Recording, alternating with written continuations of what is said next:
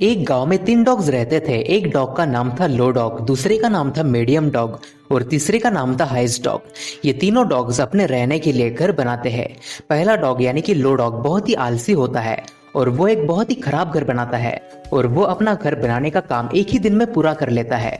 अब दूसरा डॉग जिसका नाम मीडियम डॉग होता है वो पहले वाले से कम आलसी होता है और वो एक लकड़ी का घर बनाता है, लेकिन आलस के कारण वो भी इतना अच्छा घर नहीं बनाता और वो अपना घर बस 2 ही दिनों में बना लेता है। लेकिन जो तीसरा यानी कि हाईएस्ट डॉग वो बिल्कुल भी आलसी नहीं होता। वो अपना घर बहुत ही मजबूत और अच्छा बनाता है, लेकिन उसे घर बनाने में 10 दिन लग जाते हैं। बाकी 2 डॉग उसका काम देख के हंसते हैं, उसका मजाक उड़ाते हैं और अपने अपने घरों में आराम से सोते हैं और वो डॉग अपना घर और अच्छा बनाने में लगा रहता है। कुछ दिनों बाद उस गांव में एक शेर आता है और उसकी नजर इन डॉग्स के घरों पर पड़ती है। क्योंकि लो डॉग आलसी था तो उसने उसका घर बहुत ही खराब बनाया था, जिस वजह से शेर आराम से उसके घर में घुसा और उस डॉग को खा गया। अब शेर मीडियम डॉग के घर में जाता है। इस घर में जाना शेर के लिए थोड़ा सा ही मुश्किल होता है, लेकिन वो फिर भी घर में घुसकर मीडियम डॉग को खा लेता है। अब बारी थी हाईएस्ट डॉग की, लेकिन उसका घर बहुत ही अच्छे से बना होता है, इसीलिए वो शेर अंदर नहीं जा पाता और हाईएस्ट डॉग की जान बच जाती है। मोरल ऑफ द स्टोरी, अगर आप अभी उस तरह रहते हो जिस तरह कोई नहीं रहता, फिर बाद में आप ऐसा रह सकते हो जैसा कोई नहीं रहता हो। यानी आपकी आज की मेहनत आपको कल जरूर सफलता दिलाएगी। ये बात कहते हैं टोटल मनी मेकओवर बुक के author Dave Ramsey. Total money makeover book के ऑथर जब 26 साल के थे तब वो एक मिलियनर थे, लेकिन अपने पैसों को ठीक से इस्तेमाल न करने के कारण उन्होंने 30 साल की उम्र तक सब कुछ खो दिया था। लेकिन बाद में उन्होंने कुछ ऐसी चीजें सीखी जिससे वो वापस अमीर बन गए और इस बुक में उन्होंने जो सीखा है वो लिखा हुआ है। तो आज हम इस बुक के ऐसे 5 पॉइंट सीखेंगे जिसे फॉलो करके हम फाइनेंशियल फिटनेस अचीव कर सकते हैं। स्टेप नंबर 1, नो मोर डिनायल। ऑथर कहते हैं कि बहुत सारे लोग इसलिए फाइनेंशियल प्रॉब्लम में फंस जाते हैं क्योंकि वो एक्सेप्ट ही नहीं करते कि उन्हें कोई फाइनेंशियल प्रॉब्लम है। बहुत सारे लोग लोन्स और क्रेडिट कार्ड्स का इस्तेमाल करते हैं, जिस वजह से वो महंगी महंगी कार, महंगे घर, महंगे मोबाइल फोन्स खरीद पाते हैं। इससे उन्हें लगता है कि उनके पास पैसे की कोई कमी नहीं है, लेकिन एक्चुअल में उनके ऊपर बहुत सारा लोन होता है। जैसे कोई इंसान बहुत जंक फूड खाता है और कभी एक्सरसाइज नहीं करता और उसे बिल्कुल भी पता नहीं चलता कि वो आउट ऑफ शेप होता जा रहा है और वो हर समय डिनाइल में ही जीता है। उसे लगता है कि वो एकदम फिट है, लेकिन जिस वक्त उसे पता चलता है कि वो आउट ऑफ शेप हो गया है, उसकी हेल्थ खराब हो गई है, तब तक बहुत देर हो जाती है।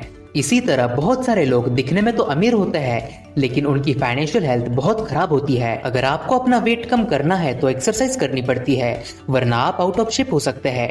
ठीक उसी तरह अगर आपको अपनी फाइनेंशियल हेल्थ अच्छी रखनी है तो ये देखो कि क्या आपके खर्चे आपकी इनकम से कम है या फिर नहीं। अगर आपकी इनकम से ज्यादा आपके खर्चे बढ़ गए तो आप आउट ऑफ शेप हो जाओगे और ये फाइनेंशियल आउट ऑफ शेप का बबल कभी भी फट सकता है। इसीलिए अपने आप को फाइनेंशियल आउट ऑफ शेप होने मत दो और पहले ही अपने आप को इससे बाहर निकालो। Step number 2, start your emergency fund. जिस तरह छाता हमें बारिश से बचाता है, वैसे इमरजेंसी फंड्स होते हैं जो हमें किसी भी प्रॉब्लम से बचाते हैं और हमें उन प्रॉब्लम्स में भीगने नहीं देते। ऑथर हमें कम से कम $1000 इमरजेंसी फंड्स की तरह रखने के लिए कहते हैं, यानी कि करीब 80,000 रुपए। लेकिन हमें 80,000 से भी ज्यादा अमाउंट इमरजेंसी फंड्स में रखनी चाहिए।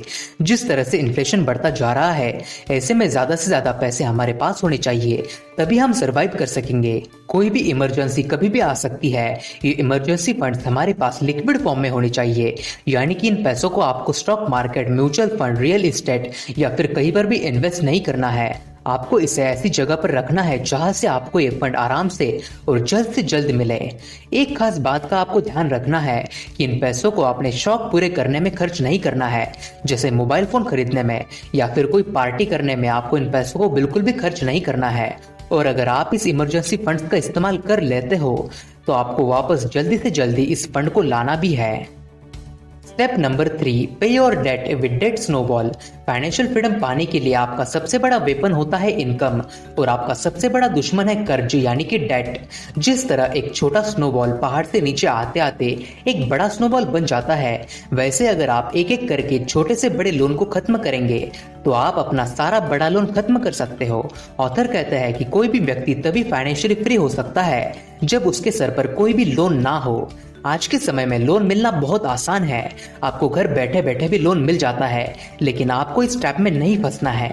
इसीलिए आप एक पेपर पर अपना सबसे छोटा लोन लिख लो, उसके बाद उससे बड़ा लोन लिख लो। ऐसे आप असेंडिंग ऑर्डर में अपने सारे लोन्स लिख लो। उसके बाद आपको अपना सबसे छोटा लोन पे करना है।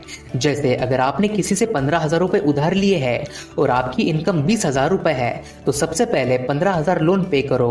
उसके बाद अगर आपने कोई मोबाइल फोन खरीदा है और उसकी EMI 2,000 रुपए जाती है तो उस लोन को पे करो। फिर अगर आपने कोई कार ली है तो अपना पूरा ध्यान कार के लोन को खत्म करने पर लगाओ और जैसे आपके सारे लोन्स खत्म हो जाए उसके बाद फिर कोई लोन मत लो। लेकिन इसमें आपको होम लोन काउंट नहीं करना है। ऐसे एक एक करके अगर आप लोन खत्म करो तो आपके अंदर से एक मोटिवेशन आएगा और आप अपनी फाइनेंशियल फ्रीडम की जर्नी में आगे बढ़ते जाओगे। Step number 4, finish the emergency fund. अब आपने अपने सारे छोटे मोटे लोन्स खत्म करे सिवाय होम लोन के और आपके पास इमरजेंसी फंड भी है 80,000 का। इससे पहले भी हमने इमरजेंसी फंड का टॉपिक देखा है, लेकिन इस पॉइंट में हमारे पास कम से कम 6 महीने तक का इमरजेंसी फंड होना चाहिए। इस इमरजेंसी फंड को इस तरह से काउंट करते हैं, जैसे अगर आपका महीने का खर्चा 40,000 है तो आपको 40,000 मल्टीप्लाई बाय 6 करना है, यानी कि 2,40,000 रुपए इमरजेंसी फंड है। ऑथर कहते हैं कि इमरजेंसी कभी भी आ सकती है, इसीलिए हमें पहले से ही तैयार रहना है। जैसे बहुत से लोगों की सैलरी पैंडेमिक सिचुएशन की वजह से आधी कर दी या फिर पूरी काट दी। इस कंडीशन में अगर आपके पास 6 महीने की इमरजेंसी फंड है तो आप आराम से रह सकते हैं बिना पैसों की चिंता करे। अब बहुत से लोग कहेंगे कि इस अमाउंट को कहीं पर इन्वेस्ट करना चाहिए ताकि अच्छा रिटर्न मिले, लेकिन ऑथर हमें ऐसा करने से मना करते हैं। यह पैसा हमारे इंश्योरेंस की तरह काम करता है और प्रॉब्लम्स में आपके काम आता है, इसीलिए इस फंड को इन्वेस्ट नहीं करना है और लिक्विड फॉर्म में ही रखना है। Step number 5, invest and enjoy. आपको लगेगा कि ये ऑथर हमें एंजॉय नहीं करने दे रहा, लेकिन ऑथर कहता है कि जब आपके ऊपर कोई भी लोन नहीं होता और आप फाइनेंशियली फ्री होते हो तब एंजॉय करने का सबसे ज्यादा मजा आता है। अब आपके पास अच्छा खासा इमरजेंसी फंड है, अब आपको इन्वेस्टिंग शुरू कर देनी है और एंजॉय करना है। जब आप फाइनेंशियल फ्रीडम पाओगे तब आपको अपना फाइनेंशियल फ्रीडम मेंटेन करके रखना है।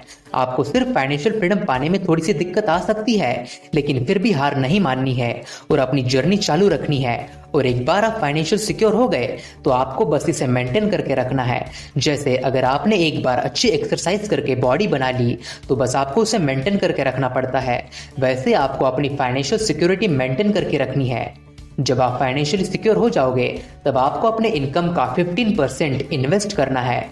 इसके लिए आप स्टॉक्स, बॉन्ड्स या फिर म्यूचुअल फंड्स में इन्वेस्ट कर सकते हो और कम से कम आपको 10% रिटर्न इन्वेस्टमेंट पे लाना है, तभी आप अमीर बन सकोगे और फाइनेंशियल फ्रीडम हासिल कर पाओगे। अब हम इस वीडियो की शॉर्ट समरी देख लेते हैं। स्टेप नंबर 1, नो मोर डिनाइल। आपको अपनी प्रॉब्लम्स को एक्सेप्ट करना है और अपनी फाइनेंशियल हेल्थ को आउट ऑफ शेप होने नहीं देना है और अपने खर्चों को भी कंट्रोल में रखना है। Step number 2, start your emergency fund. Author हमें कम से कम $1,000 इमरजेंसी फंड्स में रखने के लिए कहते हैं, यानी कि करीब 80,000 रुपए, और ये फंड्स हमें बहुत से प्रॉब्लम से बचाकर रखती है। Step number 3, pay your debt with debt snowball. आपको एक एक करके अपना सारा लोन खत्म करना है और शुरुआत सबसे छोटे लोन से करनी है। जैसे एक स्नोबॉल पहाड़ से नीचे आते आते एक बड़े आकार का स्नोबॉल बन जाता है, वैसे ही आपको आपके सारे लोन्स खत्म करने हैं। Step number 4, finish with emergency fund. इस स्टेप में 6 मंथ के इमरजेंसी फंड्स आपके पास होने चाहिए। जैसे अगर आपका महीने का खर्चा 40,000 रुपए है तो 40,000 multiply by 6 is equal to 2,40,000 रुपए आपके पास होने चाहिए। Step number 5, invest and enjoy. इस स्टेप में आपको अपने इनकम का 15% इन्वेस्ट करना है और हर साल 10% रिटर्न लेनी है या फिर उससे ज्यादा। तो दोस्तों ये पॉइंट्स मैंने कवर किए total money makeover by Dave Ramsey इस बुक से। आई होप कि आपको मेरी ये कोशिश अच्छी लगी होगी और आपने इस वीडियो से कुछ नया सीखा होगा। फाइनेंशियल फ्रीडम पाने के लिए फाइनेंशियल नॉलेज होना बहुत जरूरी है, इसीलिए आप अपने इस चैनल इन्वेस्टमेंट रैली को सब्सक्राइब करके बेल आइकन जरूर प्रेस करें ताकि आपको फाइनेंशियल नॉलेज मिलती रहे। वीडियो देखने के लिए और आपका कीमती समय देने के लिए बहुत बहुत धन्यवाद।